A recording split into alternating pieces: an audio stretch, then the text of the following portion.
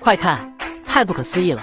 隔壁发明牛人王二主用冰箱压缩机改造出一款发电装置，能产生220伏的电压，简直太牛了！有了这发明，在家再也不怕停电，还能省下不少电费，在野外作业也能轻松解决电的问题。接下来看看他是怎么做到的。找来一个冰箱压缩机，把外壳裁切掉。首先通电试一下，看是否能用。接下来把线圈装置进行拆解，把转动轴进行一个简单的改装。这里注意视频操作细节，在转动轴顶端焊接一根螺杆，然后稍微打磨一下，安装一个转子看是否合适。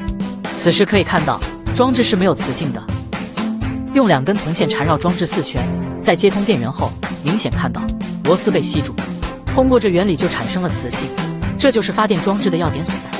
接下来就是把拆解下来的部件重新进行组装。这里可以看到线圈有3根铜线，这里需要拆除1根，用电流表接下2根铜线，此时是没有电流通过，转动一下转子就会产生高压电流。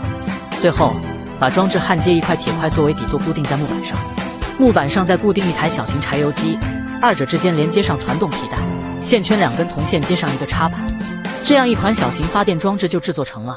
发动柴油机，带动压缩机转动，就可以产生220伏的电压，能使用大部分电器正常使用，简直太神奇了！有喜欢的记得点赞关注，每天分享更多趣闻手工制作发明，我们下期再见。